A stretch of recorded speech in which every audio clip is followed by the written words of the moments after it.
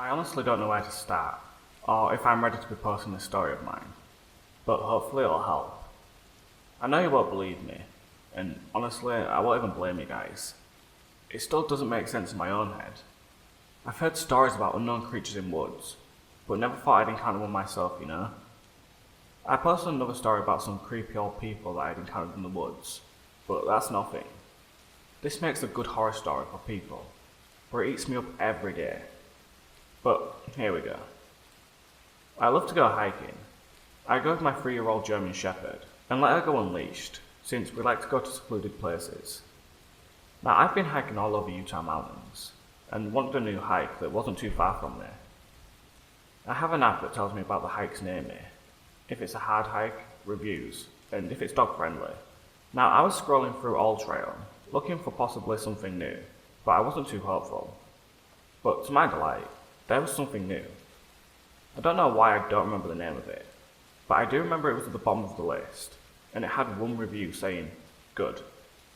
I thought that was kind of strange, mostly because people love to review hikes and try to tell the city what they can do to improve the hike and make it more safe, but I figured it wasn't a popular hike. So the next day, Kari and I packed up our stuff and went towards the hike. I always carried a first aid kit, extra food, a knife, and just emergency stuff in case we get lost. It's important to mention now that Kari eats a raw diet, meaning she eats raw meat, not cooked, and since we were going early in the morning, I thought I could bring some with us. I put it in a blue backpack that I make her wear, and decided when it was going to get warmer, we should stop to eat. Where I live, there's a long drive through a canyon, and many roads going towards the hike you'd like to go on. This one was a little further than I'm used to, but I didn't care. It was new, and I was excited, and so was Kari. She cries in the car until we get there. Now, I was following the directions on my phone, and saw that it had led me towards a thin road that was hidden. No wonder I hadn't heard of this place. It was hidden, and far up the mountain. The road only fit one car, so the whole time I was so anxious that another car would come down, and how I would handle it, but there never was. I never saw another car. When I got to the parking lot, if I could call it that, I noticed there was space for like 3 cars, all in a tight space. It was small, so I decided to park my car with the front facing towards the road. I thought maybe it was private property. Checked the app, but it didn't say anything about private property. I shrugged it off, got Kari out, prepared us, and saw the trail. Now, even though I know there wasn't anyone parked there, I kept Kari on a leash.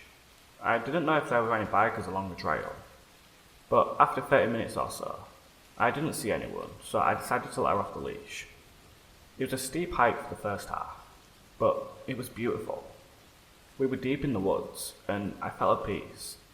I used to wear headphones when I hiked out, but I didn't anymore, so I was enjoying the natural sounds of the forest. It was still early in the morning, so I wore a light jacket and decided that when it got warmer, I'd give Kari a breakfast. Now, before you start to hate, I know bringing Kari's raw meat was absolutely stupid and ignorant of me. I had never seen a bear or wolf or anything, so I got cocky and just thought it was okay. But I learned my lesson the bad day, so no need to tell me I was dumb. But honestly, I wouldn't blame you if you commented that. Now here is where we begin to get to the bad part of the story. The trail finally stopped being steep and sort of an easy hike from here. When you got to the top, you could see through the trees, a beautiful open meadow. On the other side of it, you can hear a river and a waterfall. The trail went around the meadow. The meadow was absolutely beautiful with the mountains in the background, the sound of the water. The hike was almost the most beautiful one I'd ever been to. When Kari and I were sort of in the centre of the meadow, she stopped right in front of me and looked towards the meadow. Kari always walked ahead of me, and when she stopped, I stopped, since I trusted her judgment. Before I could look, the smell hit me first. You know the typical rotten smell? But oh my god, words can't explain how bad it stank. It burned my nose and started to make me tear up. I put my shirt over my nose, feeling nauseous, and looked over to where Kari was looking. In the middle of the meadow was a deer. Now, I've only seen does, but never a male deer in person. But his antlers were huge. Have you ever seen Princess Mononoke? When he sees the deer spirit walking across the water and how big his antlers were? Almost like that. The beauty of the deer was amazing, but not enough to take away the disgusting smell that was making me sick. The deer was looking towards the mountains and away from me. I thought maybe Carrie's food was going bad. I checked that, and it seemed fine. When I looked up again, the deer was looking towards our direction. I noticed that Carrie's hackles went up at that, and she started to cry nervously. Now, I've heard of Wendigos and skinwalkers. I'm a Native American. It's common for these creatures to be in our childhood stories. That, and also listening to scary stories on YouTube. Now, when Carrie did that, I got a bad feeling in my stomach despite the sickness.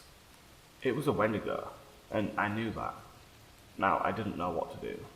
These creatures were only a part of the stories to make me go to bed, not to instructions of what to do. Plus, my grandmother was the one with the stories, and she'd passed away. She was the only one with experience, not my mum or anyone else. I glanced at Carrie again when she cried, and looked back towards the creature. It started to stand on its hind legs. Holy hell, it was fucking tall, and it faced my direction. It started to walk towards me. I was going to run until I heard in my head, "I am the one of this land." Suddenly, it started to run towards me full speed. I screamed, called Carrie, and started to run. Carrie was following behind me. I started to cry as I was running since I could hear it catching up to me. It was loud. It was destroying everything it came into contact with to get to me. The adrenaline running through me was making me just focus on running. I didn't know where I could go, so I just ran. The trail suddenly got smaller, and bushes with thorns started to appear, but I didn't feel them as they cut my arms. As I heard it got closer, it suddenly went to the left as I ran straight.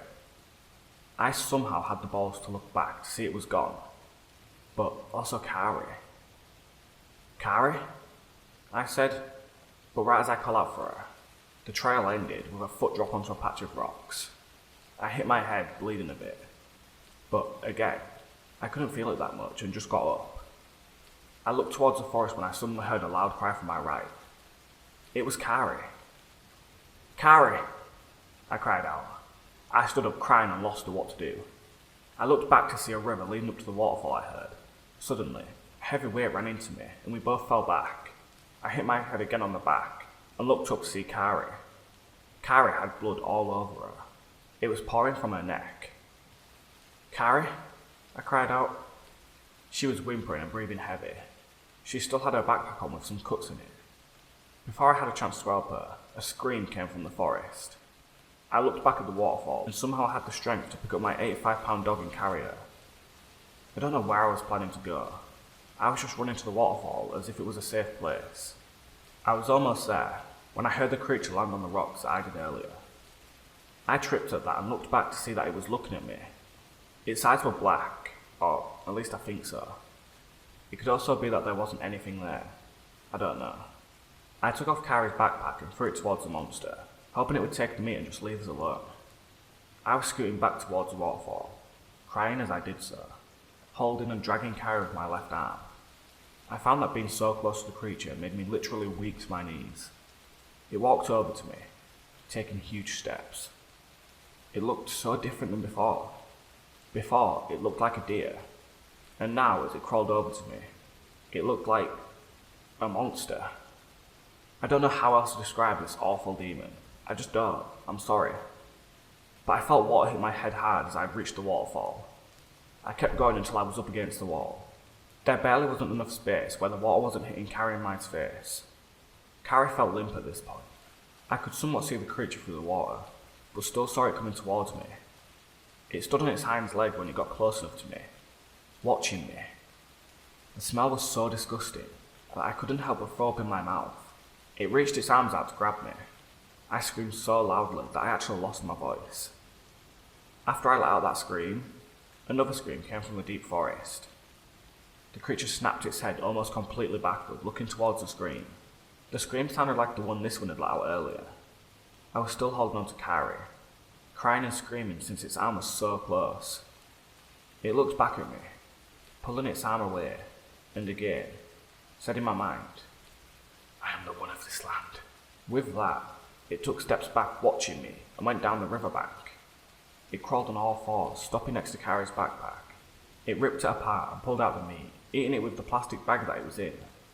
It suddenly screamed and ran in the directions of the scream from earlier. When I thought it was gone, I stood up shakily and carried Carrie towards the trail again.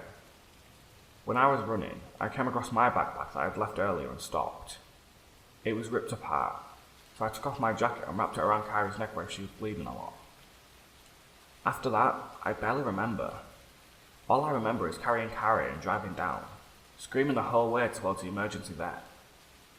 They asked us what happened, and I told them it was a bear. They called the ambulance since I had blood all over me, and they couldn't tell if it was mine or Kyrie's. Carrie made it through surgery, and had to have some stitches on it, along with a pad. It didn't really heal, and a huge bump grew on there. It had been infected, but eventually got better. She also had a bite mark on the top of her left eye, but that healed much better. They pulled out a 4-inch tooth, and I don't have it because I couldn't even look at it, but they declared it from a bear, even though they said it looked weird. While I was waiting for Carrie, I went to look up the trail on the app, and it was gone. I don't know why or how, but it is. I don't remember where it is either. That's all a blur. I have some pictures up of Carrie. The one with my niece is a hike my mum took her on with my niece. It had been weeks after, and my mum thought to try and help her through it. Carrie looks nervous in the pictures, but you can see the huge bump on the left side of her neck. There's also a picture of Carrie and her bandages around her neck. And the one that is the most recent of her neck, it's black. The stitches came out. The last picture is of the top of her head, also black, but it's healed now. I'll have pictures of these, but don't know where or how to post them. I haven't been hiking since, and I refuse to let Carrie go. That time my mum took her, she did it while I was at work, but regretted it because she said Carrie was crying and was so scared that they just had to go home. My mum knows. I screamed at night from nightmares for a week or two. My mum put white candles in my room to get rid of the bad spirits attracted to my negativity. So, yeah, there's my story. I've heard stories where people saw a Wendigo and they didn't get harmed. And God, I wish I went through that. I hate hiking. My therapist thinks I might have some PTSD, but only knows of it as a bear. I'm getting through it, and Carrie is too. Hopefully one day I can go back, but I don't see that being for a while. Please, if you're going to go up the mountains, please prepare. Mother Nature is not only unpredictable, but has things in there that just don't make sense in our heads. So please be safe. I say that with serious sincerity. If there's any other subreddits I can post this to, I would love to know so I can share my story and maybe help others out there. Thanks for reading.